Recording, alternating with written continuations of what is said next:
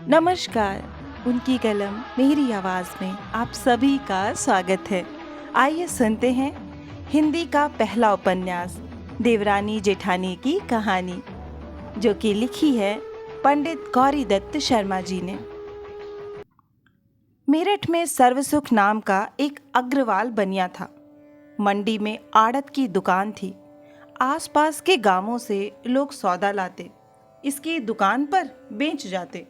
पैसा रुपया तुलाई का इसके हाथ भी लग जाता, और कभी भाव चढ़ा देखता तो 1000 का नाशपात लेकर दुकान में डाल देता और फायदा देख उसे बेच डालता। ब्याज बट्टे और गिरवी पाते की भी उसे बहुतेरी आमदनी थी। हाट हवेली, धन दौलत, दूध पूत, परमेश्वर का दिया उसके पास सब कुछ था, और यह इसने अपने ही पुरुषार्थ से किया था। माँ बाप तो पिछले हैजे में ही 5 वर्ष का छोड़कर मर गए थे। चाचा ने पाला था। थोड़े ही दिन हुए होंगे जब तो कुंकड़ियाँ बेचा करे था, चना चबेना करता, खांचा सिर पे लिए गलियों में फिरा करे था। फिर इसने परचून की दुकान कर ली। मुंशी टिकट नारायण और हर सहाय काबली शहर के अमीरों की इसके यहाँ उचापत उठने लगी। इसमें परमेश्वर ने ऐसी की सुनी कि आड़त की दुकान हो गई। जहाँ तहाँ से माल आने लगा। बड़ी इज्जत बढ़ गई। लोग 50,000 रुपए का भरम करने लगे। सच है, जिसे परमेश्वर देता है छप्पर फाड़ के ऐसे ही देता है। बड़ा भला मानस था। अड़ोसी पड़ोसी सब इससे राजी थे। पुण्यदान में बहुत तो नहीं, परंतु छठे छमाहे कुछ न कुछ करता रहे था। बड़ी अवस्था में आप ही अपना विवाह किया था। पहले 2 लड़कियां हुई। बड़ी का नाम पार्वती, छोटी का प्यार का नाम सुखदेई रखा। फिर ईश्वर ने उपरा तली 2 लड़के दिए। बड़े का नाम दौलत राम, छोटे का नाम छोटे छोटे पुकारने लगे। इन सब बहन भाइयों की कोई 2-2, 3-3 वर्ष की छुटाई बढ़ाई होगी। बड़ी लड़की दिल्ली विवाही गई। छोटी लड़की की मंगनी बंसीधर कबाड़ी के यहाँ हापुड़ हुई। एक दिन रात को अपने घर में कहने लगा कि सुखदेई की माँ, लाला बुला की दास हमारी बिरादरी में जो मदरसे में नौकर है, यूँ कहते थे कि अपने छोटे बेटे को तुम अंग्रेज़ी पढ़ाओ, इसमें तेरी क्या सलाह है? और दौलत राम को तो मैं अपने कार में गेरूँगा। उसने कहा, अच्छा तो है, सारे दिन गलियों में कूदता फिरे है। परसों किसी लौंडे के कुछ मार आया था। उसकी माँ लड़ती हुई यहाँ आई, और मैं तुमसे कहना भूल गई।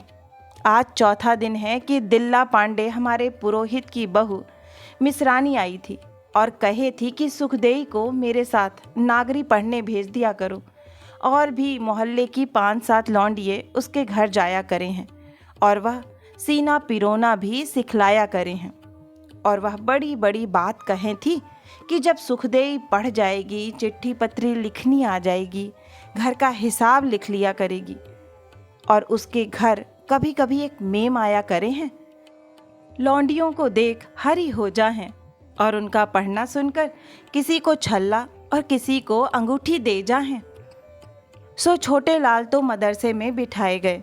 दौलत राम लाला के साथ दुकान जाने लगे, और सुखदेई मिसरानी से नागरी पढ़ने लगी। एक दिन कोई 4 घड़ी दिन होगा। छोटे लाल बाहर खेल रहा था। घर में भाग गया और कहने लगा कि माँ, लाला आवे हैं। यह अपने मन में डर गई और कहने लगी कि आज दिन से क्यों आए। इतने में वह भी आन पहुँचे और खाट पर बैठ गए। इसने छोटे लाल को पंखा दिया और कहा, लाला को हवा कर। यह बोले, सुखदेई की माँ, ले बोल क्या करें। जहाँ दौलत राम को टेवा गया था, तनी गांठ करने को ना ही आया है। और झल्लामल जो कल खुर्जे से आए थे, यूँ कहे थे कि लड़की का बाप डूंगर बेचारा गरीब बनिया है। सरा के नुक्कड़ पर परचून की दुकान खोल रखी है, पर लड़की की माँ बड़ी लड़ाका है। तुम्हारे समधी के पास ही हमारा घर है। और छोटे लाल की पीठ ठोक कर कहने लगा कि भाई छोटे लाल हमारा नसीबेवर है। गुड़गांव के तहसीलदार ने इसका टेवा मांगा है। अभी तो रास्ते में लाला दीनदयाल किरपी के ताऊ गाड़ी में बैठे आवे थे। मुझे पुकार कर कहने लगे कि मैं मामी जी से मिलने गुड़गांवे गया था। सो वह पूछे थे कि सर्वसुख आड़ती का छोटा बेटा क्या किया करे है। मैंने कहा, साहब मदरसे में अंग्रेजी पढ़े है और होशियार है, सो उन्होंने उसका टेवा मांगा है। तुम मुझे दे देना, मैं भेज दूंगा। लाला साहब, लड़की बड़ी सुघड़ है, वह अपनी लड़की को आप नागरी पढ़ाया करे हैं। सुखदेई की माँ बोली कि तुम दौलत राम की सगाई रख लो। आई हुई लक्ष्मी घर से कोई नहीं फेरता और रुपया पैसा हाथ पैरों का मैल है, आगे लौंडिया लौंडे का भाग है। सो नाई तनी गांठ करके चला गया और उसी साल में विवाह की चिट्ठी लेकर आया। उन्होंने कहलाकर भेजा कि अब के वर्ष तो हमारी लड़की विवाह की ठहर गई है, अगले वर्ष विवाह रख लेंगे। छोटे लाल की पत्री गुड़गांव में मिल ही गई थी। लाला दीनदयाल के मार्फत वहाँ से कहलवावत आई कि सर्वसुख जी से कहना कि मरती जीती दुनिया है, आगे मैं सरकारी नौकर हूँ, आज यहाँ कल जाने कहाँ को बदली हो जाए, सो लड़की का विवाह हम इसी साल में करेंगे। इन्होंने यहाँ से कहला भेजा कि हमारी इज्जत उनके हाथ है, अभी तो 2 विवाहों से निपटे हैं और इस साल में ना केवल सूझता भी नहीं है। अगले साल जैसे मुंशी जी कहेंगे वैसा करेंगे। अगले साल विवाह की तैयारी हो गई और बड़ी धूमधाम से लाला जी बेटे का विवाह कर लाए। दोनों तरफ की वाह वाह रही। जब बहू घर आई, बगड़ पड़ोसन सब इकट्ठी हो गईं और सुखदेई की माँ से कहने लगी, ले बहन, बहुड़िया तो भली सुंदर है, तेरी बड़ी बहू का रंग तो सांवला है। जो कोई बड़ी बूढ़ी आती हैं, बहू कहती पाँव पड़ू जी, वह कहती बहुत सीली सपूती हो, बूढ़ सुहागन रह। जब कोई इसके बाप के घर की बात पूछती, वह ऐसी मीठी बातों से जवाब देती कि सब प्रसन्न हो जाती। बिना बातों नहीं बोलती, चुपकी बैठी रहती। वह जब अवसर पाती अपनी पोथी ले बैठती। मोहल्ले और बिरादरी की बयरबानियों में धूम पड़ गई कि फलाने की बहू बड़ी चतुर है, कोई कहती बड़े घर की बेटी है, इसका बाप तहसीलदार है, अंग्रेजी पढ़ा हुआ है, अपनी बेटी को आप पढ़ाया है। कोई कहती जी इसके साथ जो नायन है वह कहे थी इस पे सीनी पिरोना भी आवे है और भली अच्छी फुलकारी भी काढ़े है। सुखदेई का अभी गौना नहीं हुआ था, बाप ही के घर थी। ननद भावजों का बड़ा प्यार हो गया, दोनों पढ़ी पढ़ी मिल गईं। सुखदेई इतनी पढ़ी हुई ना थी, परंतु चिट्ठी पत्री तो अच्छी तरह से लिख लिया करे थी। इसने अपनी सब पढ़ी हुई भनेलियों को बुलाया और उनका लिखना पढ़ना अपनी भावज को दिखलाया। जब दौलत राम विवाह के लिए आए थे तो पट्टा फेर करते लाए थे। इसका कारण यह था कि लड़की के बाप घर में पहले ही कुछ नहीं था, विवाह ही में उघड़ गया, गौना क्या करेगा। सो तब से दौलत राम की बहू ज्ञानो ससुराल ही में थी। जब कोई बयरबानी बाहर की आती, ना तो बैठने को पीढ़ा देती और ना उसकी बात पूछती, और जो कुछ कहती भी तो ऐसी बोलती जैसे कोई लड़े हैं। सास से तो रात दिन खटपट रखे थी, और जब कोई देवरानी को इसके सामने सराहती तो कहती, हाँ जी वह तो अमीर की बेटी है, मैं तो गरीब बनिए की बेटी हूँ। मुँह से कुछ नहीं कहती, पर देवरानी को देख देख फूकी जाती। और जब इसे छोटी ननद से भी जलने लगी। बड़ी ननद पार्वती से बड़ा प्यार था और वह विवाह में बुलाई हुई आई थी, और प्यार होने के कारण यह था कि वह भी लगावा बझावा थी, उधर की इधर और इधर की उधर। अब बहू को आए 8-10 दिन हुए होंगे कि उसका भाई राम प्रसाद मझोली लेकर विदा कराने को आया। लाल सर्वसुख जी ने भी जैसे बनियों में रस्म होती है दे लेकर बहू को विदा कर दिया, और बहू के भाई से चलते चलते यह कह दिया कि भाई पहुंचते ही राजी खुशी की चिट्ठी लिख भेजना। जब सुखदेई के विवाह को 3 वर्ष हो चुके, हापुड़ से गौने की चिट्ठी आई। लाला ने घर में आके सलाह की। सुखदेई की माँ ने कहा, मैं तो 5वें वर्ष करूँगी। लाला ने समझा दिया कि जिस काम से निपटे उससे निपटे, यह काम भी तो करना ही है। और यह भी कहा है कि धी बेटी अपने घर ही रहना अच्छा है। अर्थात सुखदेई भी अपने घर गई और वहाँ अपने कुनबे की लौंडियों को नागरी पढ़ाने लगी। लाला सर्व सुख का माल रेल पे लदने जाया करे था। वहाँ के बाबू से इनकी जान पहचान हो गई थी। एक दिन कहने लगा कि बाबूजी, हमारा छोटा लड़का मदरसे में अंग्रेजी पढ़ने जाया करे है। वह कहे था, जो तुम कहो तो तुम्हारे पास काम सीखने आ जाया करे। बाबू ने कहा, कल तुम उसे हमारे पास दफ्तर में भेजना। छोटे लाल अगले दिन वहाँ गया। बाबू को अपना लिखना दिखलाया। उसकी पसंद आया। इससे कहा, तुम रोज़ रोज़ आया करो। यह जाने लगा। थोड़े दिन पीछे उसी दफ्तर में 15 रुपये महीने का नौकर भी हो गया। इसे नौकर हुए कोई 1 वर्ष बीता होगा कि बाबू की बदली अम्बाले की हो गई। यह बाबू का काम किया ही करे था और साहब भी रोज़ देखा करे थे। बाबू की जगह इसे कर दिया और यह कह दिया कि अब तो तुमको 40 रुपये महीना मिलेगा, फिर काम देख के 60 रुपये महीना कर देंगे। जब छोटे लाल 15 ही रुपए का नौकर था कि इसके लाला गौना कर लाए थे और अब गौनियाई अपने घर ही थी। छोटे लाल इस बात से अपने मन में बड़ा मगन था कि मेरी बहू पढ़ी हुई है और बड़ी चतुर है। इधर इसकी घरवाली इससे खूब राज़ी थी और यह बात परमेश्वर की दया से होती है कि दोनों स्त्री पुरुष के चित्त इस तरह से मिल जाएं। यह कुछ अचंभे की बात भी नहीं है। दिल तो वहाँ नहीं मिलता जहाँ मर्द पढ़ा हो और स्त्री बेपढ़ी। जब यह दोनों मिलते एक दूसरे को देख बड़े प्रसन्न होते। इधर वह उसके मन की बात पूछती और अपनी कहती। इधर उसको इस बात का बड़ा ही ध्यान रहता कि कोई बात ऐसी ना हो जिससे इसका मन दुखे। उसकी बेसलाह कोई काम न करता। उसके लिए एक नागरी का अखबार लिया। रात को उर्दू और अंग्रेज़ी अखबारों की खबरें उसे सुनाता और जब आप थक जाता उससे कहता, लो अब तुम हमें अपने अखबार की खबरें सुनाओ। इस बात से इसको बड़ा ही आनंद होता। उनका घर तो ऐसा ही था जैसा और बनियों का हुआ करता है, पर इसने अपना चौबारा सोने और उठने बैठने को सजा रखा था। चादर लग रही थी। कलई की जगह नीला रंग फिरवा रखा था। बोरियों के फर्श पर दरी बिछा रखी थी। तस्बीर और फानूस भी लग रहे थे। 2 कुर्सी बड़ी और 2 कुर्सी छोटी, जिनको आराम कुर्सी कहते हैं, एक तरफ पड़ी हुई थी। किताबों की एक अलमारी मेज़ के पास लगी हुई थी।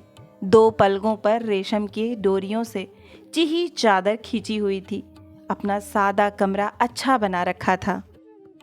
जो कोई बाहर की लुगाई आती, छोटे लाल की बहू अपना चौबारा दिखाने ले जाती। एक दिन अपनी जेठानी से बोली कि आओ जी, तुम भी आओ। उसने कहा, अब ले, मैं ना आती। और लुगाइयों ने कहा, निगोड़ी अपने देवर का चौबारा देख लेना। शर्मा शर्मी उठी चली गई और चौबारे का देख अक धक रह गई। इसकी अटारी में 2 पुरानी धुरानी खाट पड़ी हुई थी। पिंडोला का पोता और गोबर का चौका भी ना था। एक कोने में उपलों का ढेर, दूसरे में कुछ चीथड़े और एक तरफ नास के मटके लग रहे थे। इसका कारण यह था कि बेचारा दौलत राम तो निरा बनिया ही था, पढ़ा लिखा कुछ था ही नहीं। आगे उसकी बहू गांव की बेटी थी और उसने देखा ही क्या था। छोटे लाल की बहू किसी सुथराई और सफाई और कहाँ। आटा पीसना और गोबर पाथना इसको खूब आवे था। वाए दिन भर लड़ा लो। छोटे लाल की बहू सारे दिन कुछ न कुछ करती रहे थी। सवेरे उठते ही बुहारी देती, चौका बासन करके दूध बिलोती, फिर नहा धो के 2 घड़ी भगवान का नाम लेती, रोटी चढ़ाती। जब लाला छोटे लाल रोटी खा के दफ्तर चले जाते, थोड़ी देर पीछे दौलत राम और उसका बाप दुकान से रोटी खाने को आते। जब वह खा लेता और सास जेठानी भी खा चुकती, तब सबसे पीछे आप रोटी खाती। और जिस दिन दौलत राम की बहू रोटी करती, दाल में पानी बहुत डाल देती और कभी नून ज्यादा कर देती और कभी डालना भूल जाती। गांव के सी मोटी मोटी रोटियां करती, किसी को बहुत सेंक देती और कोई कच्ची रह जाती। इसलिए बेचारी देवरानी को दोनों वक्त चूल्हा फूंकना पड़े था। रात को पूरी पराठा और तरकारी कर लिया करे थी। दोपहर को रोटी खाने से पीछे घंटा 1.5 घंटा आराम करती।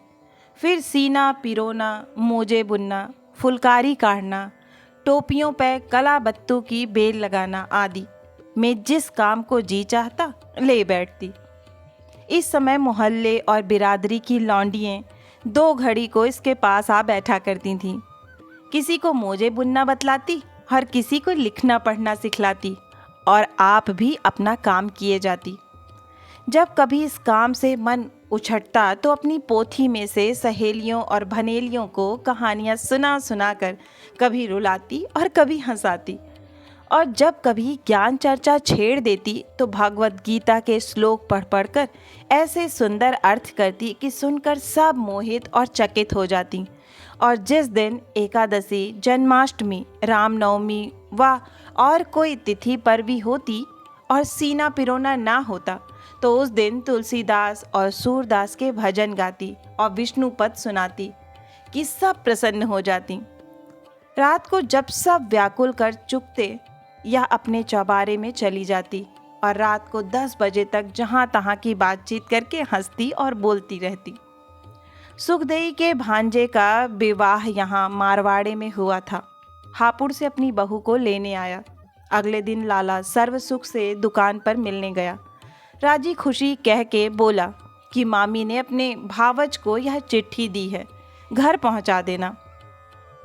लाला ने नौकर के हाथ घर चिट्ठी भेज दी। छोटे लाल की बहू ने पहले आप पढ़ी, फिर सास को पढ़कर इस तरह सुना दी। स्वस्ति श्री सर्वोपमा योग्य बहू आनंदी जी, यहाँ से सुखदेई की राम राम बाँचना। यहाँ क्षेम कुशल है, तुम्हारी क्षेम कुशल सदा भली चाहिए। बहुत दिन हुए कि तुम्हारी एक चिट्ठी आई थी, मैंने तो उसका जवाब लिख दिया था। फिर तुमने कोई चिट्ठी नहीं लिखी। यद्यपि वहाँ के आने जाने वालों से राजी खुशी की खबर मिलती रही, तथापि चिट्ठी के आने से आधा मिलाप है। अब तो मुझे आए बहुत दिन हुए, तुमसे मिलने को जी चाहे है, सो माँ से कहना कि मुझे 2-4 महीने को बुला लें। यहाँ से मेरा जी उछट रहा है। लाला जी से माँ पूछ देगी, जो मेरी नथ बन गई हो तो ज्ञानचंद मेरे भांजे के हाथ भेज देना, और भाई की भोज प्रबंध की पोथी जो तुम्हारे पास है थोड़े दिन के लिए भेज देना। जब मैं आऊँगी लेती आऊँगी। अब तो यहाँ भी एक लौंडियों का मदरसा हो गया है। हमारी मिसरानी से हमारी पलागन कह देना और सब सहेलियों और भनेलियों से राम राम कहना। चिट्ठी का जवाब ज़रूर ज़रूर लिख भेजना। थोड़े लिखे को बहुत जानना। चिट्ठी लिखी मिति मार्गासिर बदी 1 संवत 1925। सुखदेई की माँ ने चिट्ठी सुन के कहा कि कल 5 सेर आटे के लड्डू कर लीजो, लौंडियों को कोथली भेजनी है, और जो मैं कहूँ चिट्ठी में लिख दीजो। जो सुखदेई को यह चिट्ठी लिखी गई। स्वस्ति श्री सर्वोपमा योग्य बीबी सुखदेई जी, यहाँ से आनंदी की राम राम बाँचना। चिट्ठी तुम्हारी आई, समाचार लिखे सो जाने।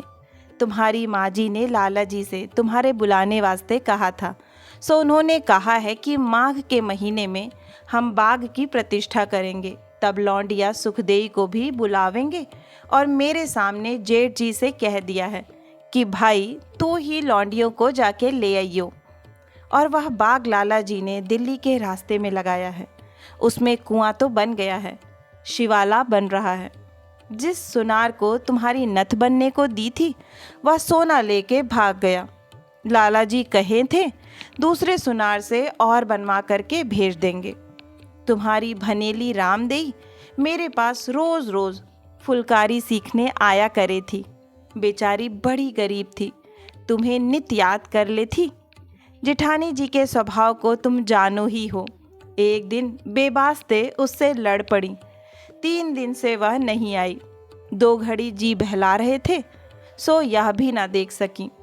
फुलकारी का ओन्ना जो मैं तुम्हारे लिए अपने पीहर से लाई थी, भोज प्रबंध की पोथी, 5 से लड्डू और 8 आने नकद तुम्हारे भांजे के हाथ तुम्हें भेजे हैं। रसीद भेज देना। तुम्हारी माँ ने तुम्हें राम राम कही है। मेरी राम राम अपनी सासू और भनेलियों से कह देना। चिट्ठी लिखी, मिति मार्गशिर सुदी 2 संवत 1925। यह चिट्ठी और चिट्ठी में लिखी हुई चीज़ें सुखदेई के भांजे के हाथ भेजी गईं और ज़बानी भी कहलवावत गई कि लाला बंसीधर से कह देना कि माघ के महीने में लौंडिया को लेने बहल आवेगी। ऐसा ना हो कि उल्टी फिरी आवे। एक चिट्ठी लिख भेजें। यहाँ दौलत राम की बहू बड़ी भोर उठ के गौ की धार काटती, गोबर पाथती, नहाती न धोती, चरखा लेकर बैठ जाती और कभी कभी दाल दलती, नाज फटकती, आटा छानती। 10-10 और 20-20 मन नाज दुकान से इकट्ठा आ जाया था। उसे अकेले बोरियों और कट्ठों में भर देती। काम तो बहुतेरा करे थी, पर वैर विश्वाद बहुत रखे थी।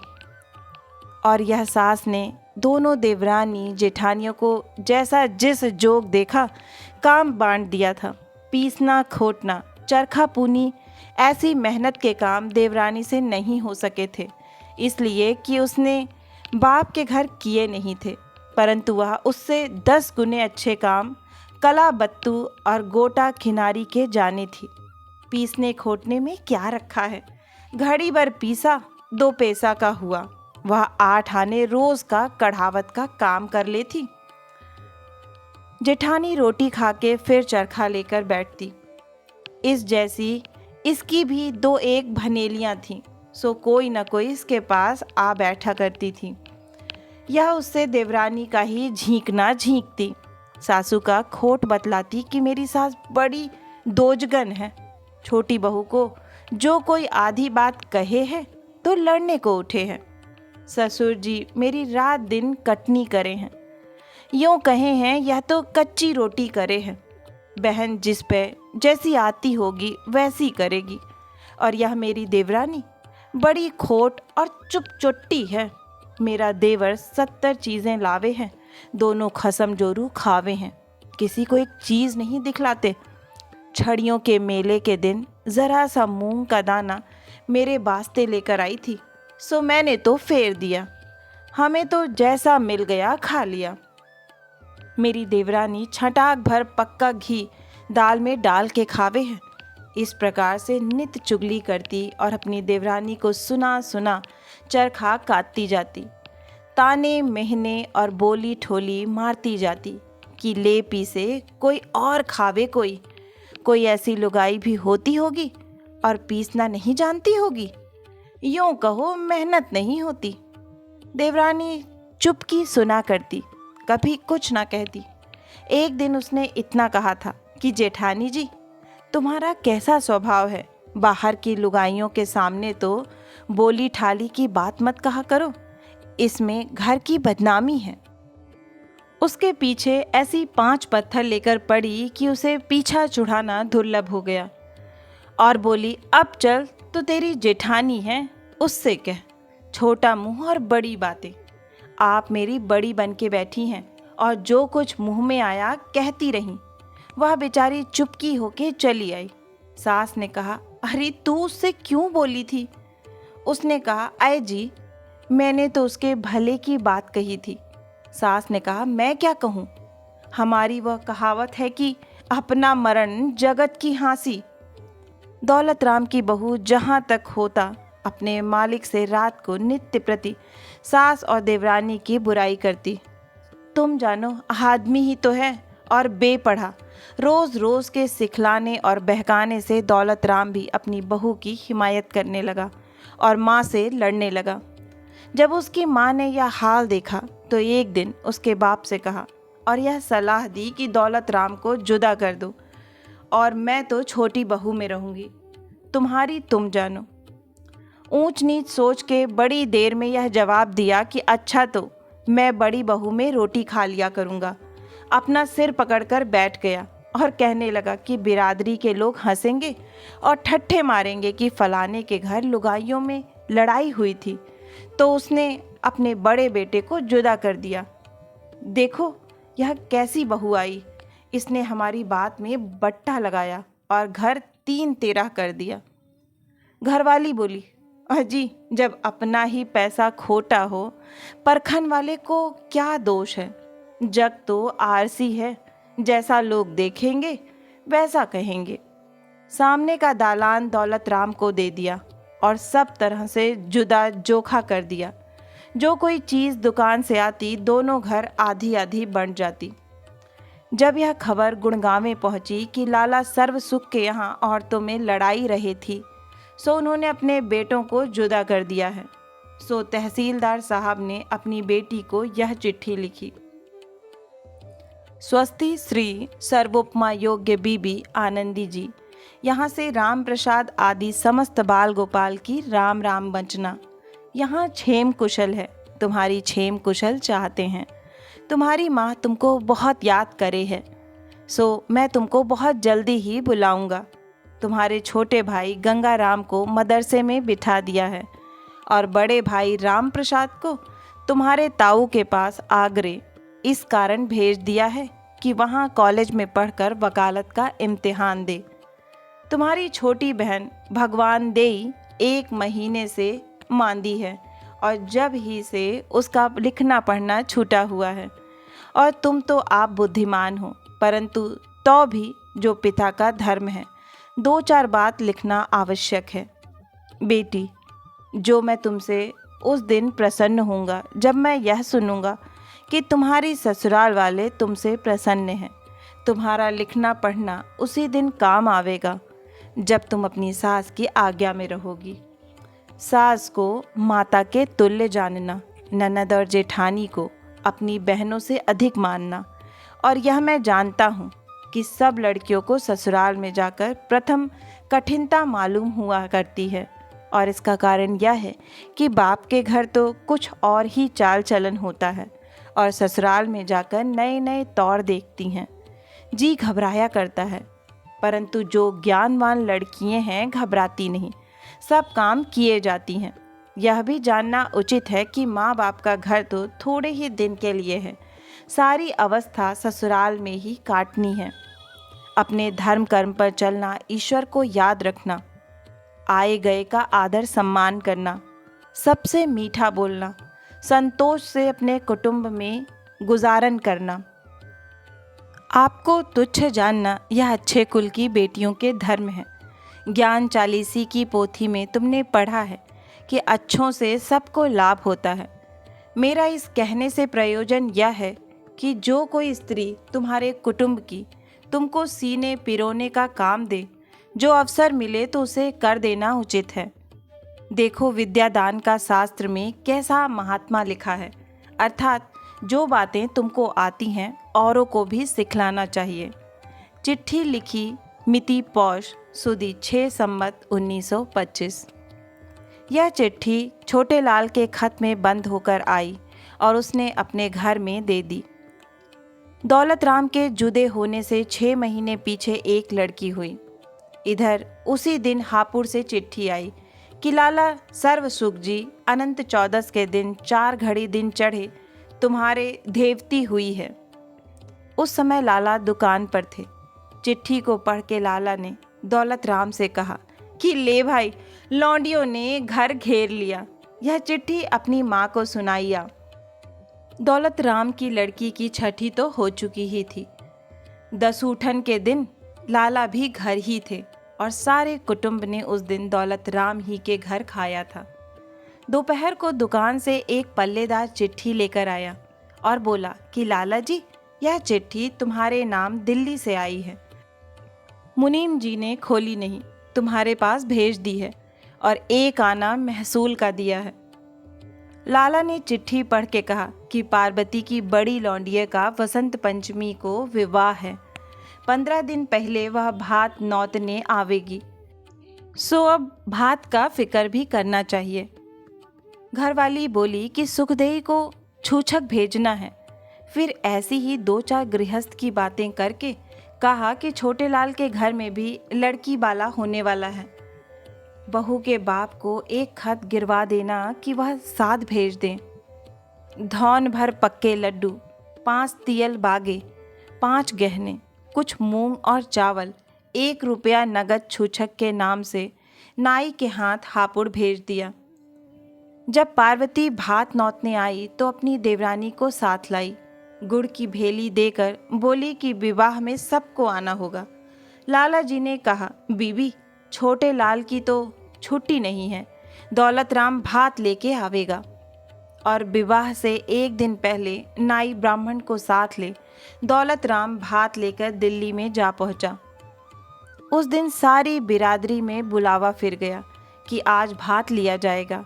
51 रुपये नकद, नथ, बिछुआ, छन, पछेली, सोने मोगे की माला, पायजेब, सोने की हैकल, सोने का बाजू पचलड़ा और 9 नगे, पार्वती के सारे कुटुंब को कपड़े, 21 तियल भरी भरी, 11 बर्तन, 1 दोशाला और 1 रुमाल आदि सबको दिखला के पार्वती के ससुर के हवाले किए। और जब भात लेके डौढ़ी पर पहुँचे थे, पार्वती 10-20 तो स्त्रियों को साथ लिए गीत गाती हुई भाई का आरता करने आई थी। वहाँ दौलत राम को जो कोई पूछता यह कौन साहब हैं, वह कह देते कि यह भाती हैं। इन दिनों छोटे लाल की बहू गर्म चीज़ ना खाती, बहुत करके कोठे पर ना जाती और ना बोझ उठाती। जब किसी चीज़ को खाने को जी चाहता तो अपनी सास व और किसी बड़ी बूढ़ी से पूछ के मंगा लेती।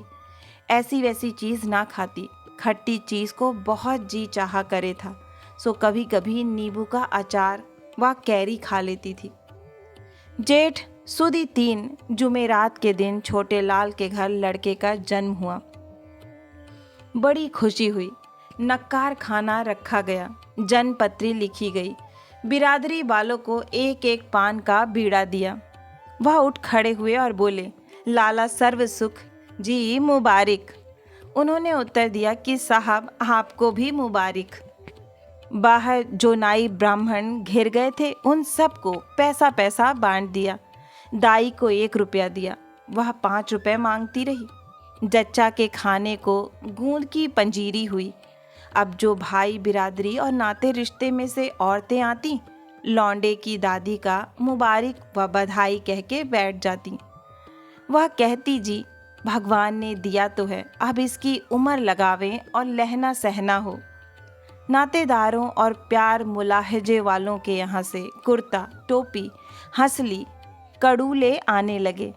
धी ध्यानों के यहाँ से जो आए थे उनमें से किसी को फेर दिया और किसी का रख लिया और 2-2, 4-4 रुपए जैसा नाता देखा उन पर रख दिया। तहसीलदार के यहाँ से भी छूछक अच्छा आया। सारी बिरादरी में वाह वाह हो गई। जिनके स्वभाव खोटे पड़ जाएं फिर सुधरने कठिन पड़ जाएं। यह कुछ तो खुशी हुई, पर जेठानी एक दिन को भी आके ना खड़ी हुई। छठी और दसूठन के दिन चरखा लेके बैठी और जिस दिन देवरानी 40 दिन का नन्हा नन्हा के उठी तो उस बिरिया नाक में बत्ती देके छींका और सास और देवरानी को सुना सुना यह कहती कि जिनके नसीब खोटे हैं उनके बेटी हो है और जिनके नसीब अच्छे हैं उनके बेटे हो हैं। एक दिन सास तो लड़ने को उठी, पर बहू ने समझा लिया कि जो किसी के कहने सुनने से क्या हो है, हमारा भगवान भला चाहिए। जिस दिन हिजड़े नाचने आए, लुगाइयों को दिखलाने को पैसा बेल का दे गई। छोटे लाल ने लौंडे को खिलाने को एक टहलवी रख दी और उससे यह कह दिया कि बच्चे को राजी रखियो। लाला ने 4 रुपए का घी और 1 रुपए की खांड दुकान से भेज दी और जब रात को घर आए, घरवाली से कह दिया कि घी को ताके रख छोड़ियो और बहू की खिचड़ी व दाल में डाल दिया करियो। खांड के लड्डू बना लीजो, बहू का शरीर निर्बल हो गया है, इसमें ताकत आ जाएगी और बच्चा दूध से भूखा नहीं रहेगा। और बहू से कह दीजो कि ऐसी वैसी चीज़ ना खाए, जिससे बच्चे को दुख हो। वह आप चतुर थी, दोनों वक्त बंधा खाना खाती, लाल मिर्च, गुड़, शक्कर, सीताफल की तरकारी, तेल का अचार, खीरे और अमरूद आदि से परहेज करती। पर होनी क्या करे। जब लड़का 6 महीने का था, एक दिन सिर से नहाई थी, भीगे बालों बच्चे को दूध पिला दिया। सर्दी से उसे खांसी का ठसका हो गया।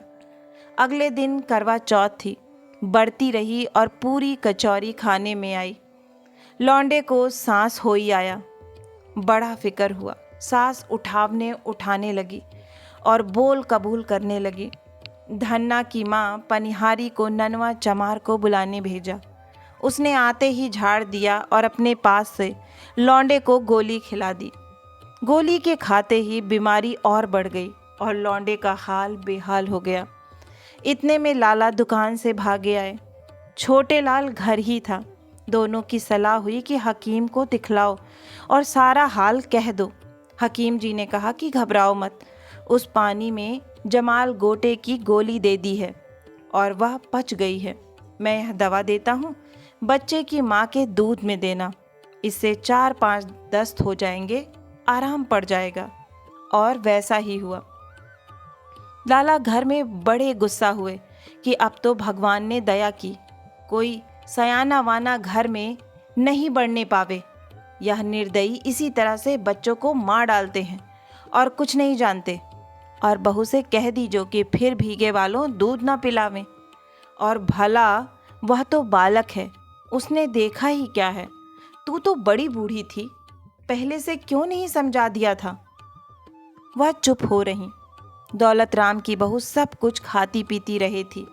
जब सास व ससुर उसके भले की बात कहते, उसका उल्टा करती। लौंडिया भी उसकी सूख के कांटा हो रही थी और आप भी नित मादी रहे थी। एक समय गर्मी के दिन थे। 2-3 धुएं में रोटी की। दोनों माँ बेटियों की आंखें दुखने आ गईं। परहेज किया नहीं और बीमारी बढ़ गई। किसी ने बहका दिया कि तुम्हारी आंखें घर के देवता ने पकड़ी हैं। उस दिन से दवाई भी डालनी छोड़ दी। बेचारे दौलत राम को आप चूल्हा फूंकना पड़ा। जब लाला को यह खबर हुई, वह एक दिन आके बहुत लड़े कि दवा नहीं डालेगी तो अंधी हो जाएगी। तब कोई 15 दिन में रसौत की पोटली से आराम हुआ। लौंडिया की आंखों को पहले ही आराम हो गया था, क्योंकि दौलत राम हकीम जी के यहाँ दवाई गिरवा लाया करते थे।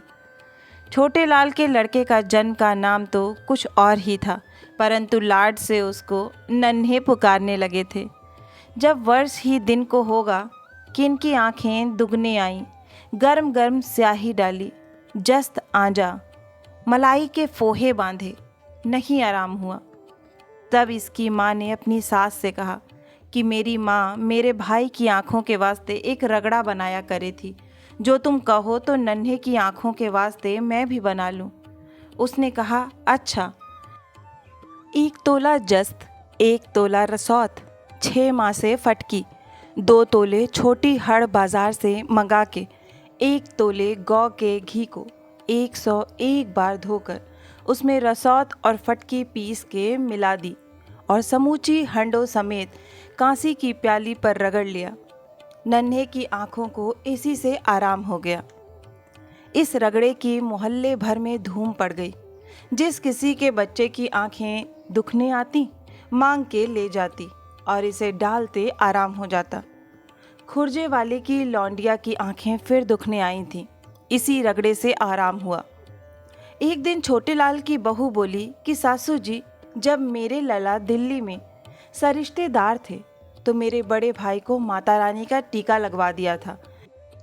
वह भी कहे थे और मैंने भी लिखा देखा है कि जिस बच्चे को टीका लग जाता है उसके फिर माता नहीं निकलती, और जो निकले भी तो जोर नहीं होता। सो नन्हे का चाचा अर्थात बाप कहे था कि जो माँ और लाला की मर्जी हो तो नन्हे का टीका हम भी लगवा दें। सो माँ बाप की आज्ञा से छोटे लाल ने सफ़ा खाने के बड़े बाबू से नन्हे को टीका लगवा दिया। जब बच्चे को दांत निकलते हैं तो बड़ा ही दुख होता है। जो दूध पीता है डाल देता है, दस्त आया करते हैं, शरीर दुर्बल हो जाता है, बच्चा रोता बहुत है, दूध नहीं पीता। यही हालत नन्हे की हुई। एक बिरिया ऐसा मांदा हुआ कि सबने आस छोड़ दी थी। बकरी के दूध से आराम हुआ था और एक दिन छोटे लाल आपने साहब की चिट्ठी लिखवा के बड़े डॉक्टर के पास भी नन्हे को ले गया था। डॉक्टर ने कहा कि जब बच्चे के दांत निकलते हों उसको जंगलों और मैदानों की बहुत सवेरे रोज़ रोज़ हवा खिलाई जाए, इससे अच्छी और कोई दवा नहीं है। छोटे लाल ने अपने नौकर को हुक्म दिया कि जब तक गड़ुल ना बने नन्हे को गोद में लेके गोलक बाबू के बाग तक रोज़ हवा खिला लाया कर। और नन्हे जब 2 वर्ष का हुआ गड़ुलने में बैठा कर सूर्य कुंड तक भेजने लगे और बहुत करके लाला छोटे लाल आप भी गड़ुलने के साथ जाया करे थे। इससे नन्हे का सब रोग जाता रहा और शरीर में बल आया। रात को दोनों स्त्री पुरुष उसे खिलाते और बड़े मग्न होते। जब छोटे लाल कहता आओ नन्हे मेरे पास आओ, वह चट चला जाता। और जब उसकी माँ कहती आओ हमारे पास आओ हम चीजी देंगे, वह ना आता।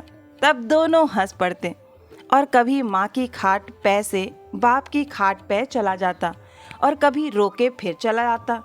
यह दोनों उसका तमाशा देखा करे थे। जब छोटे लाल किसी प्रकार के संदेह में होता या चाचा चाचा कह के उससे लिपट जाता, उसका संदेह जाता रहता और उसे गोद में उठा के खिलाने लगता। और कभी कहता कि नन्हे को अंग्रेजी पढ़ा के रुड़की कॉलेज में भेजेंगे और इंजीनियर बनावेंगे। उसकी घरवाली कहती कि नहीं, इसको तो तुम वकील बनाना। मेरा ताऊ आगरे में वकील है, हज़ारों रुपए महीने की आमदनी है और घर के घर हैं, किसी का नौकर नहीं। एक दिन बड़े लाला बाहर चबूतरे पर पोते और पोती को खिला रहे थे। जो कोई लाला का मिलापी उधर जाता लाला कहते सलाम कर भाई, यह भी तेरे चाचा हैं। नन्हे अपने सिर पर हाथ रख लेता, वह हंस पड़ते और कहते जीते रहो। इतने में दिल्ला पांडे आए। पहले लाला ने आप पलागन की, फिर लड़के से बोले कि हाथ जोड़ पलागन कर, यह हमारे पुरोहित हैं। उन्होंने कहा सुखी रहो लाला, और फिर बोले सर्व सुख जी, यह लड़का बड़ा बुद्धिमान और भाग्य वाला होगा क्योंकि इसके छीदे दांत हैं, चौड़ा माथा है और हंसमुख है। इसकी सगाई बड़े घर की लेना। लाला ने कहा देखो महाराज, तुम्हारी दया चाहिए, परमेश्वर ने बुढ़ापे में यह सूरत दिखाई है, कहीं जीवे सगाई बधाई तो पीछे है। पांडे जी ने कहा लाला साहब, दौलत राम की लड़की दुबली क्यों है? उन्होंने कहा महाराज मांदी थी, और चुप हो रहे।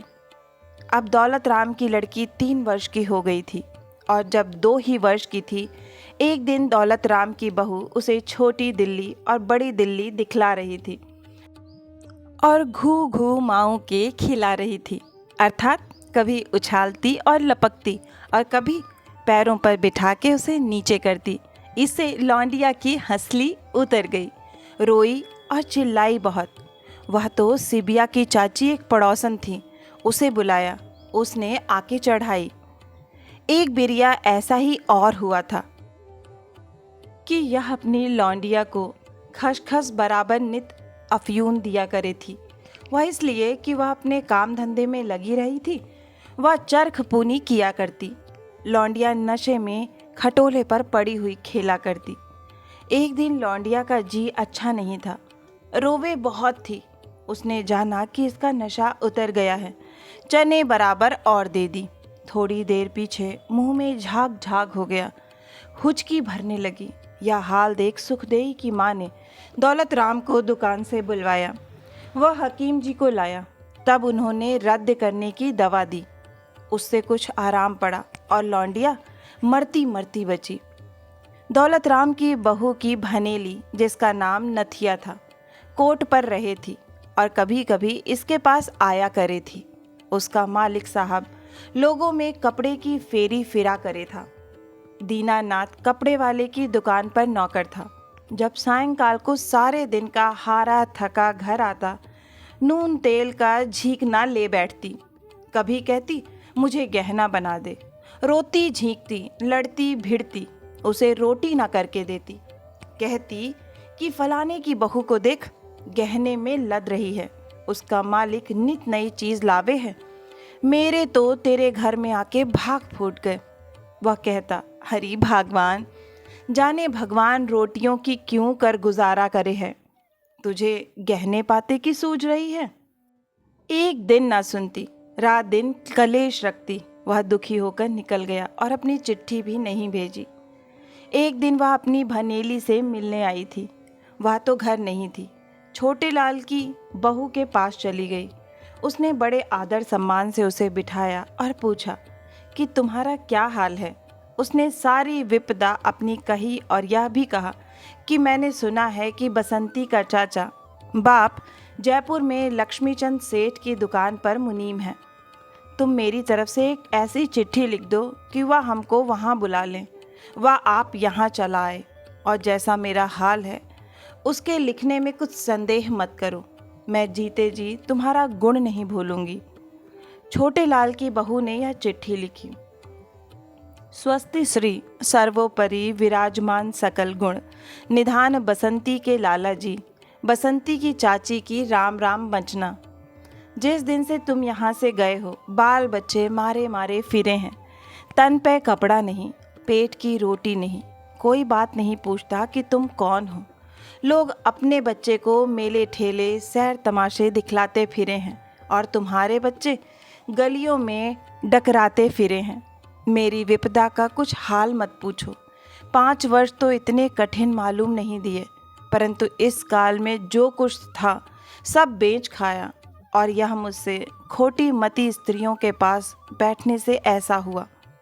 जैसा मैंने किया वैसा मैंने पाया। अब मेरी पहली सी बुद्धि नहीं रही। मेरा अपराध क्षमा करो और हमको वहाँ बुला लो, या तुम यहाँ चले आओ। आगे और क्या लिखूं? चिट्ठी लिखी आश्विन बदी 4 संग 1926। जब यह चिट्ठी उसके पास पहुंची, सुनते ही रो पड़ा और फिर वहां से आके अपने सारे कुटुंब को जयपुर ले गया। दौलत राम की लड़की 3 वर्ष की थी। एक लड़का हुआ, उसका खुशी हुआ, परंतु छोटे लाल की बहू बड़ी मगन हुई और कहने लगी कि हे भगवान, तैने मेरी ऊपर बड़ी दया की। जो लौंडिया सिवाल होती तो मुझे काहे को जीने देती। उस लड़के का नाम कन्हैया रखा। जो कोई पूछती, री लौंडा राजी है। अच्छे बिच्छे को कहती कि नित मादा रहे है। दूध नहीं पीता, किसी के सामने दूध नहीं पिलाती, ना उसको दिखलाती, गोद में ढक के बैठ जाती, इसलिए कि कभी नज़र न लग जाए। नित टोने टोटके गंडे तावीज़ करती रही थी। जो कोई सयाना दीवाना आता, इससे रुपया धेली मार ले जाता, अर्थात जो मूर्ख स्त्रियों के काम हैं और उनसे किसी प्रकार का लाभ नहीं है, किंतु बड़ी हानि है। सब करती और अपनी देवरानी को सुना सुना और स्त्रियों से कहती कि बहन, बेटा तो हुआ है जो वैरी जीने देंगे। जब छोटे लाल की बहू मांदी ही थी कि एक लड़का और हुआ, उसका नाम मोहन रखा, और उसको धा को इस कारण दे दिया कि बीमारी में बच्चे की माँ का दूध सूख गया था। इधर उसका इलाज होने लगा, उधर मोहन धा के पलने लगा। धा का 2 रुपये महीना कर दिया और यह कह दिया कि जब लड़के को तुझसे लेंगे राज़ी कर देंगे। वह मल्याने गांव में शहर से 2 कोस अंतर से रहे थी। तीज त्योहार के दिन आती, त्योहारी ले जाती, और जब कभी छोटे लाल व उसका लाला घर होते, चौन्नी व ठन्नी धा को दे देते और उसकी लल्लो पत्तो कर देते कि घबराइयो मत, इस घर से तुझे बहुत कुछ मिलेगा। और वह धा झाटनी थी। उसका जाट लाला की दुकान पर पैंठ के दिन घी बेचने आया करे था। सो लाला उससे भी कह दिया करे थे कि भाई, हमारे तुम्हारे घर की सी बात है और वह लौंडा तुम्हारा ही है, उसको राज़ी रखना। छोटे लाल की बहू को तो जब ही आराम हो गया था, 5वें वर्ष लड़के को धा से लेने की सलाह ठहरी। एक दिन मुहूर्त दिखला के उस जाट से कह दिया कि फलाने दिन तुम दोनों 4 घड़ी दिन चढ़े लड़के को लेके चले आओ। वह आ गए। 25 रुपये और दोनों जाटनी और जाट को 5 कपड़े और 1 रुपया उसकी भंगन आदि को देके छोटे लाल की बहू ने जाटनी की गोद में से लड़के को अपनी गोद में ले लिया।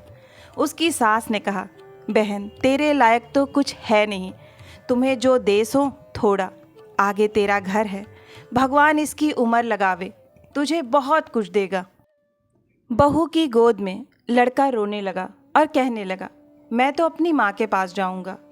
सब ने कहा, यही तेरी माँ है। वह ना माना और जाटनी की गोद में आ गया और कहने लगा कि माँ घर को चल।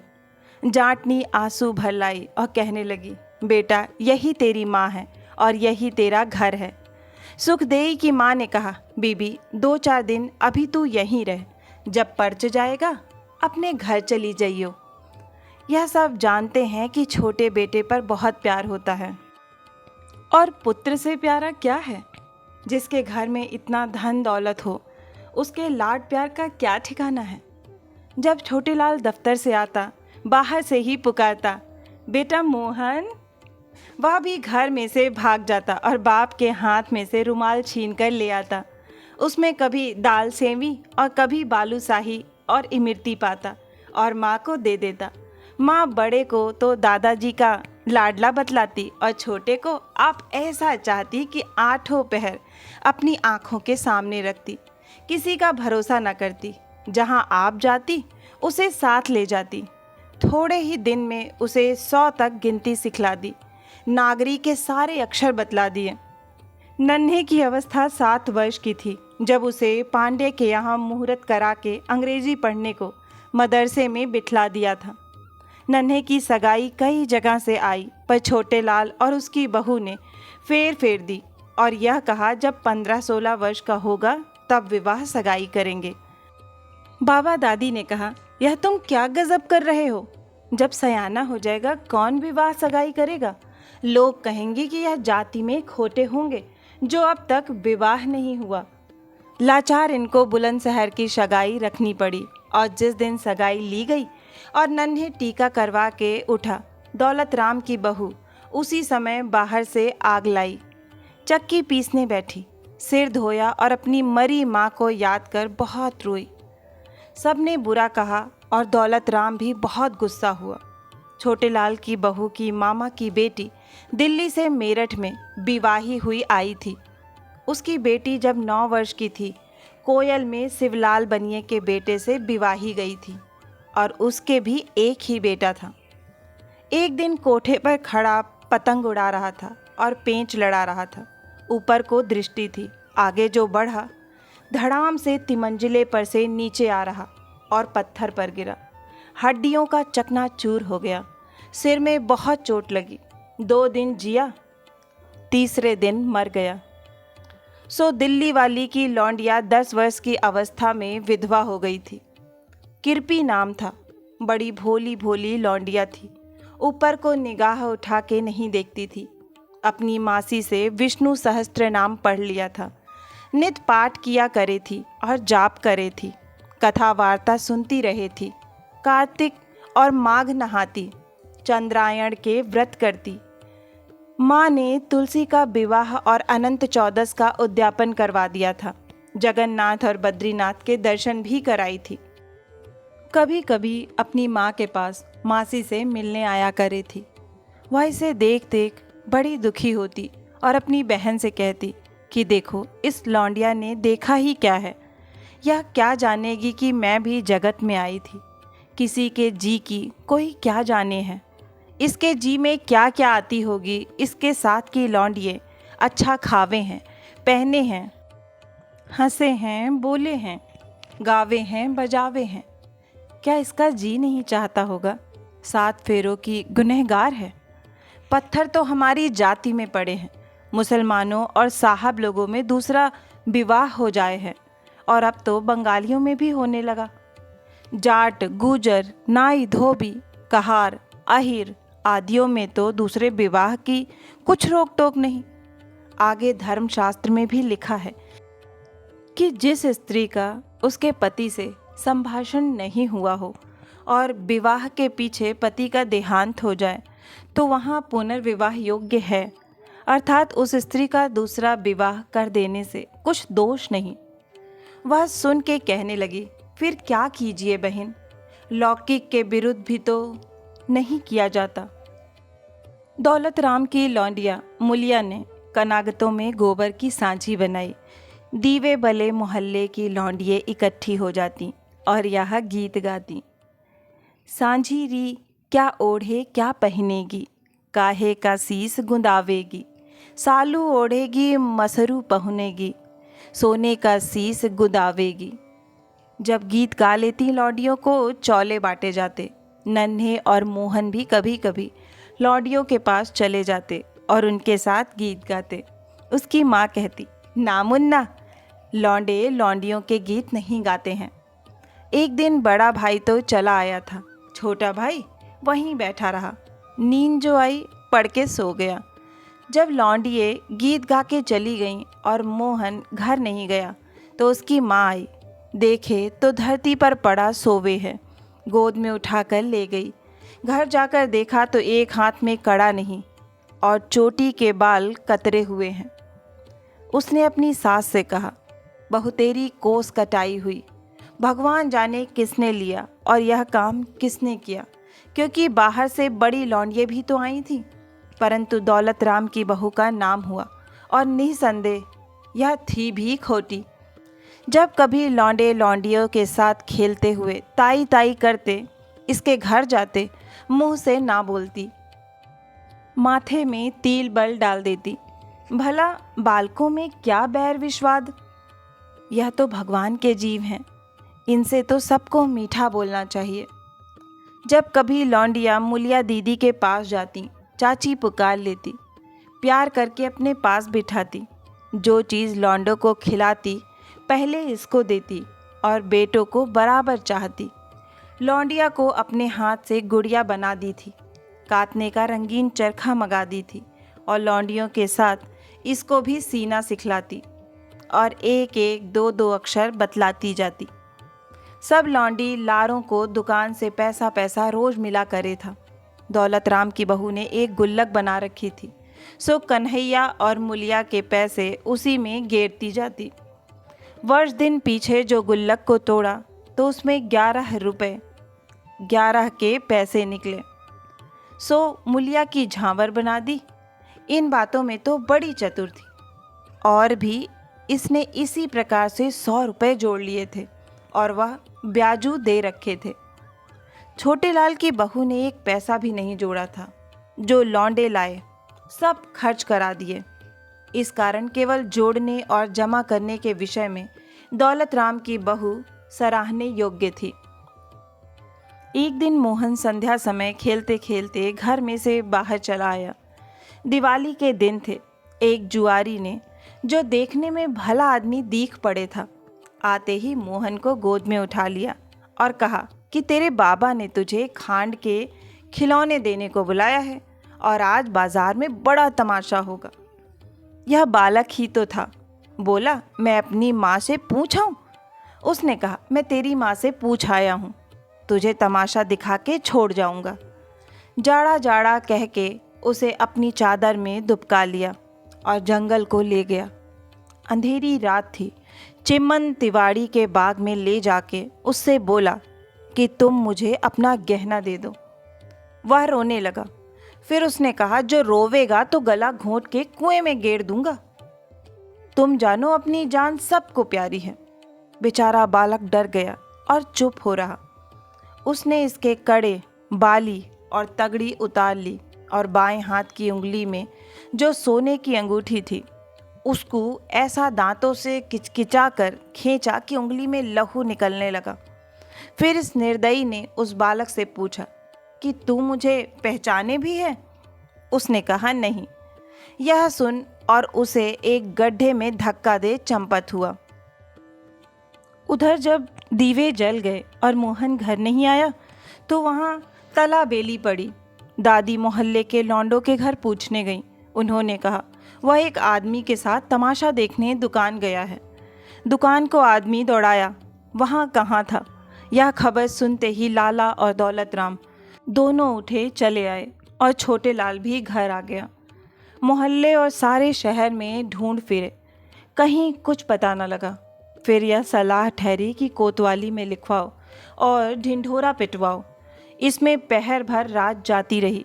स्त्रियाँ रोवें और चिल्लाएं। कभी गंगा जी का प्रसाद और कभी हनुमान के ब्राह्मण बोले।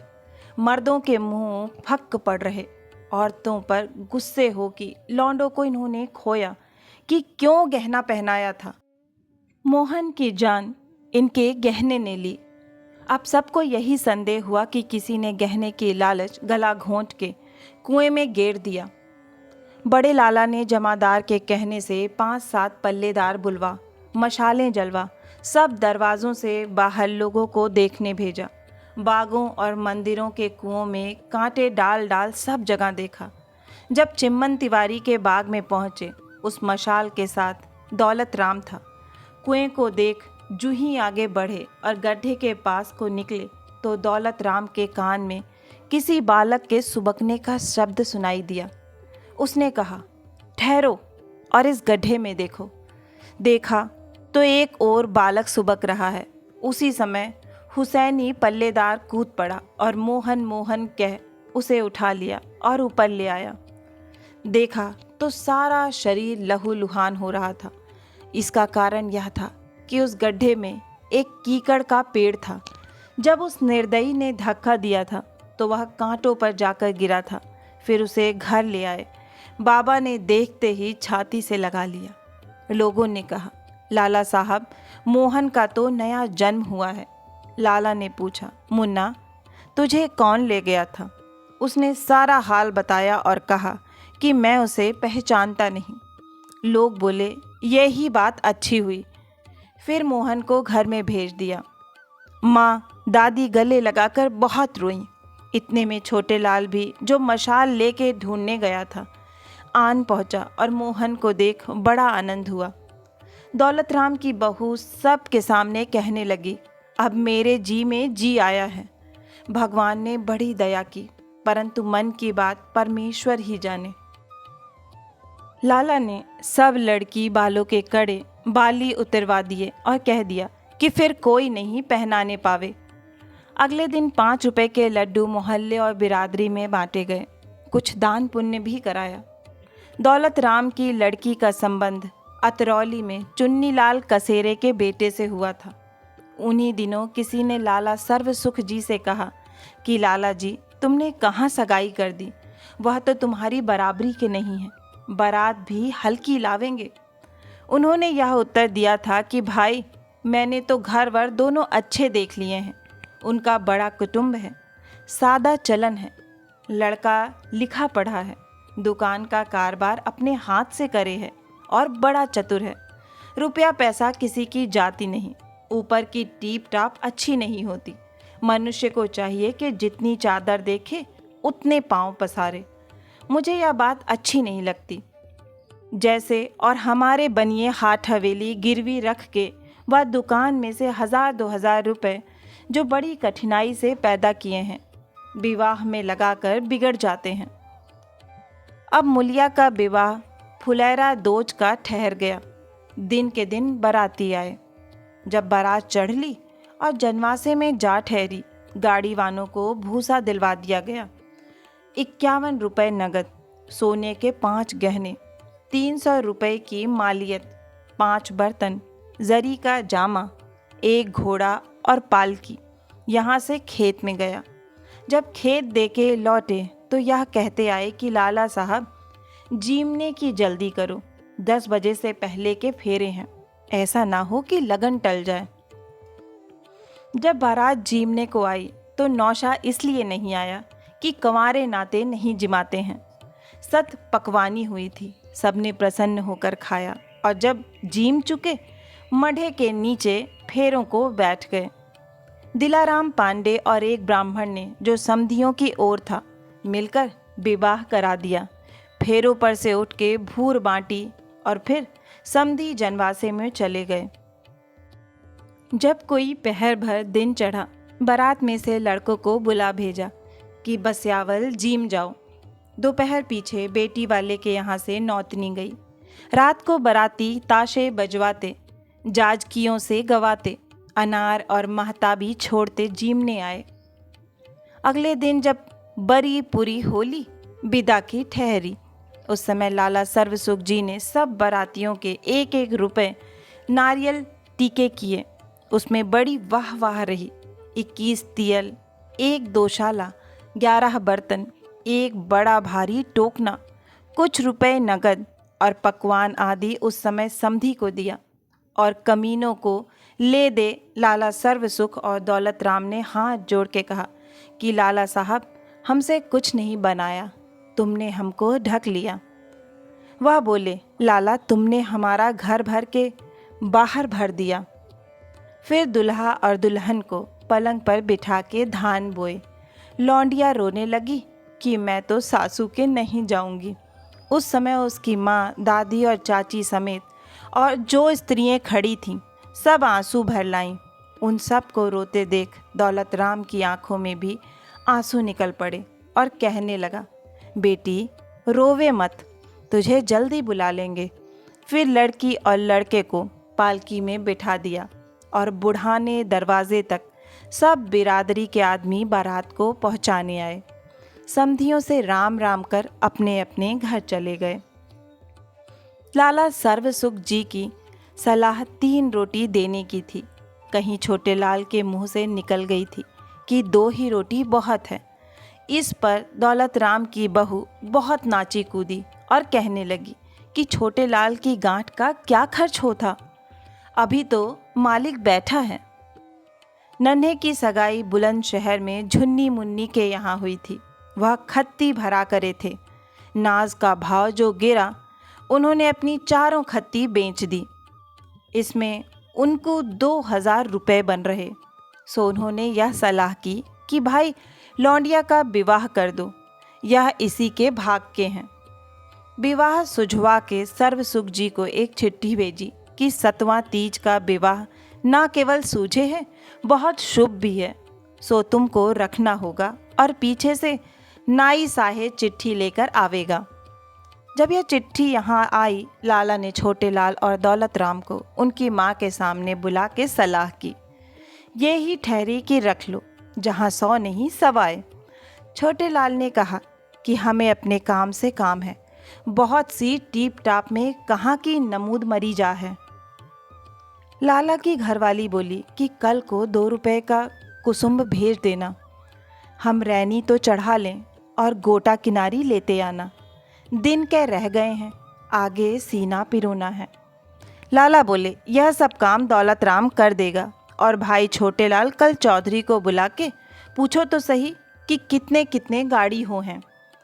छोटे लाल ने कहा कि पहले सवारी लिखी जाए कि कितनी बहली जाएंगी, तब तो जगह पूछकर किराए कर लेंगे।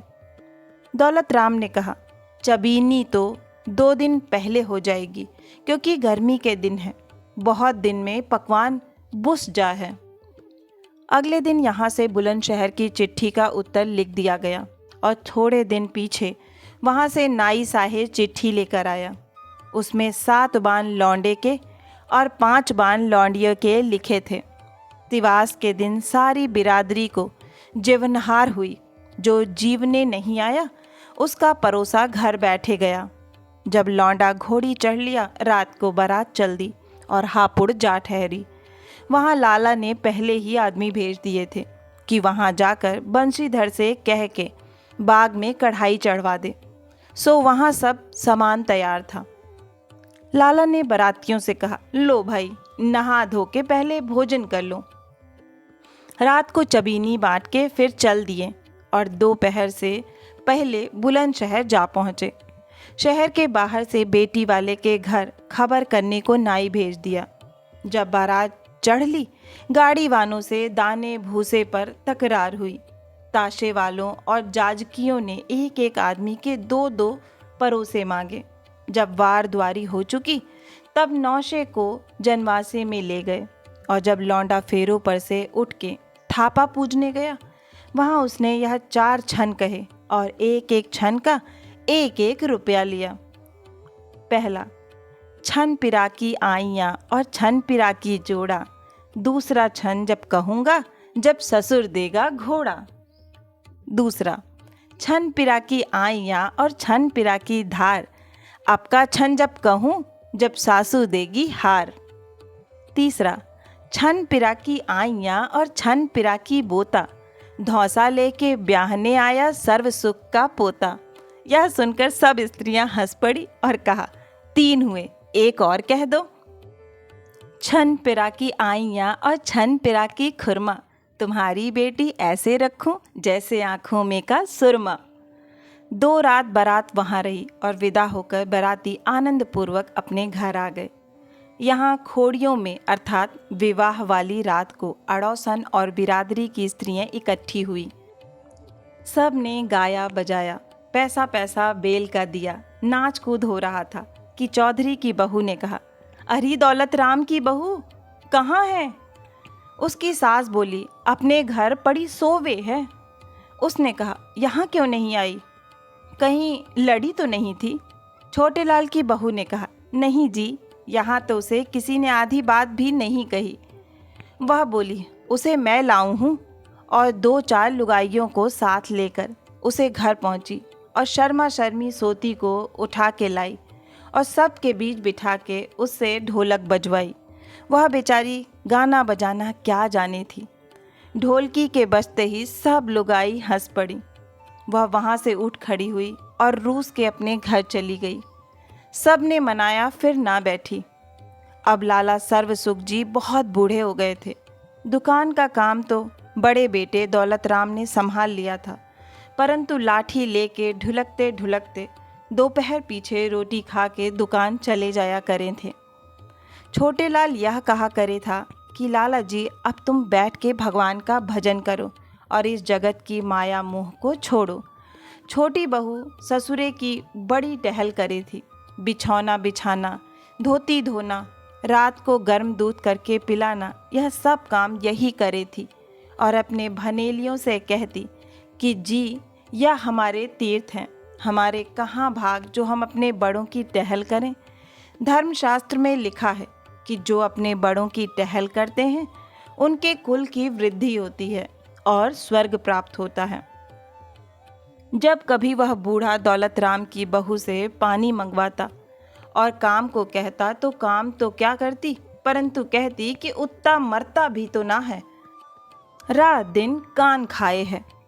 वह कहता, हाँ बहु सच है, हमारी वह कहावत है, दांत घिसे और घुर घिसे पीठ बोझ ना ले, ऐसे बूढ़े बैल को कौन बांध भुस दे। बुढ़िया उतनी नहीं थक गई थी, अपना काम अपने हाथ से कर ले थी।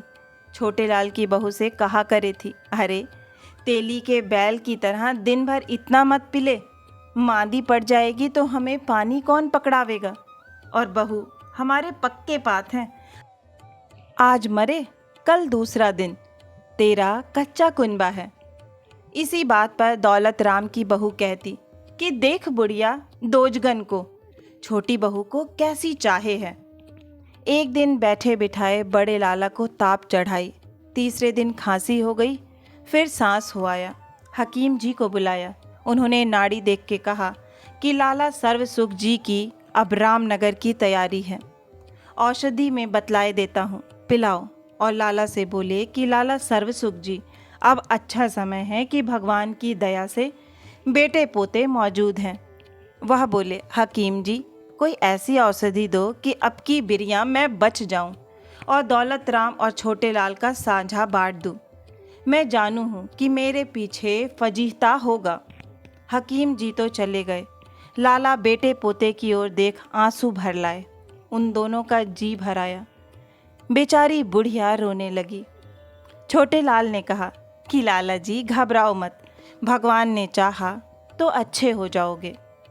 अगले दिन गौदान कराया और गंज की दुकान पुण्य करके पुरोहित को दी। 5वें दिन लाला का हाल बेहाल हो गया। जब नाड़ी बहुत मंद पड़ गई, गंगा जल मुंह में डालने लगे और फिर जमीन पर उतार कर पंचरत्न मुंह में डाला। जब लाला काल कर गए, बेटे हाय लाला जी कहते हुए बाहर आन बैठे। मुर्दे के चारों ओर स्त्रियां घेर आईं और रोने पीटने लगीं। बाहर जब मोहल्ले और बिरादरी के लोग इकट्ठे हो गए, विमान बनाने की ठहरी। ताशे वाले और जाजकी बुलाए गए। जब कोई मोहल्ले व बिरादरी में से आता, यह कहता कि लाला सर्वसुख जी बड़े भाग्यवान थे जिनके बेटे पोते मौजूद हैं। उनका आज तो खुशी का दिन है। कोई कहता कि साहिब जहाँ मिल जाए थे पहले से पहले ही राम राम कर लें थे। अच्छा स्वभाव था। पुरोहित जी बोले कि महाराज, उन्होंने अपने जीते जी एक काम अच्छा किया। इस काल में जितने कंगले आए सबको पाव पाव भर दाने दिए। जब दोनों भाई भद्र हो चुके, पिंजरी को उठा आनंद ले गए और मुर्दे को नहला धुला तख्तों पर रख दिया और एक दोशाला ऊपर डाल दिया और जरी की झालर ऊपर लगाई। चारों ओर डंडियां लगाई गईं। एक पोते को घड़ियाल बजाने को दी। शेष दोनों में से एक को शंख, दूसरे को घंटा दिया। सुखदेई का बेटा शिवदयाल यहाँ मंडी में मूंज बेचने आया था। नाना का मरना सुनते ही भागा आया। लोग बोले, साहेब देवता भी आन पहुँचा, इसके हाथ में मोरछल दो। फिर राम राम सत्य कहते मुर्दे को मरघट में ले पहुँचे। औरतें भी पीछे से सूर्य कुंड नहाने गईं। 3 दिन तक बड़े हासे तमाशे रहे। तीसरे दिन जब उठावनी हो चुकी, 10वें दिन नहान धोवन हुआ। 11वें दिन एकादशा में आचार्य को बहुत माल दिया और लाला के हुलास सूंघने की चांदी की डिबिया भी दे दी। 13वीं के दिन सारी बिरादरी की जेवनार हुई। पक्का परोसा किया और मोहल्ले में भी बांटा। अगले दिन से छोटेलाल नौकरी पर जाने लगा। दौलत राम दुकान के धंधे में लग गया। बुढ़िया अब सुस्त रहने लगी। दौलत राम की बहू के अभिमान का कुछ ठिकाना नहीं रहा। ऐसी बढ़कर बातें मारती और कहती कि जो कुछ करे है मेरा ही मालिक करे है और यह सारी मेरी ही मालिक की कमाई है। जो चीज़ लाला के सामने छोटेलाल के घर दुकान से आया करे थी, आना बंद हो गई। बुढ़िया बहुतेरा कहती पर उसकी कौन सुने था। बहू के सिखाए में आकर दौलत राम की दृष्टि भी फिर गई। छोटेलाल ने एक दिन अपने घर में सलाह की कि भाई तो सारा माल मता दबा बैठा, साझा बांटने के नाम से बात नहीं करता, अब क्या करें। उसने कहा, सुनो जी, हम क्या छाती पर रख के ले जाएंगे और आगे कौन ले गया है। बिरादरी वाले कहेंगे कि बाप के मरते ही फजीता हुआ। जब तक बुढ़िया बैठी है चुप ही रहो, आगे जो होगा देखी जाएगी। भगवान का दिया हमारे यहाँ भी सब कुछ है। बाप को मरे 6 महीने बीते होंगे कि बुढ़िया मर गई। दौलत राम की बहू बोली, बाप का मरना तो बड़े बेटे ने किया, माँ का मरना छोटा बेटा करेगा। चौधरी की बहू ने कहा कि दुकान तो अभी साझे में है। उसने बोली कि है किसका साझा, अपना खाना अपना पीना। बाहर मर्दों में भी यही चर्चा फैली। दौलत राम ने एक न मानी। छोटेलाल का ही खर्च उठा। माँ को बड़े गाजे बाजे के साथ निकाला। पहले से अच्छी बिरादरी की जेवनार कर दी। जब छोटेलाल ने देखा बड़ा भाई किसी प्रकार से नहीं मानता, साझा बांटने के नाम लड़ने को दौड़े है, एक वकील की सलाह से तकसीम की अर्जी दे दी। इस पर जवाबदेही दौलत राम ने की कि यह सब मेरा पैदा किया हुआ है। हाकिम ने इस मुकदमे को पंचायत में भेज दिया। पंचों ने न्याय की रीति से आधा बांट दिया। दौलत राम को पंचों का कहा अंगीकार करना पड़ा, क्योंकि उन्होंने समझा दिया कि जो तुम इसके ना मानोगे और आगरे की सुध धरोगे तो बिगड़ जाओगे। मंडी की दुकान दौलत राम के पास रही। इस पर भी दौलत राम की बहू कहने लगी कि हमको पंचों ने लुटवा दिया। जिस हवेली में दोनों भाई रहे थे, छोटेलाल के हिस्से में आई। इस कारण दौलत राम को दूसरी हवेली में जाना पड़ा। जिस दिन दौलत राम की बहू उठ के गई, चलती चलती 2 खिड़कियों के किवाड़ और चौखट उतार के ले चली। जूं ही दुआरी पहुंची, चौखट से ठोकर खा के गिरी। बोली, हे भगवान, उत्ते बैरी यहाँ भी चैन नहीं देते, और बड़ बड़ करती चली गई। आशा है कि यह कहानी आपको बहुत ही पसंद आई होगी। अगर कहानी पसंद आई है तो मुझे प्रोत्साहित करने के लिए एक लाइक करें, अपनों के साथ ज़्यादा से ज़्यादा शेयर करें। नीचे कमेंट बॉक्स में कमेंट करके बताएं कि आपको कहानी कैसी लगी। और अगर आप इस परिवार का हिस्सा बनना चाहते हैं तो इस चैनल को सब्सक्राइब करें और बेल आइकन दबाना ना भूलें। फिर मिलती हूँ एक नई कहानी या कविता के साथ। तब तक के लिए आप सभी का कहानी सुनने के लिए बहुत बहुत धन्यवाद।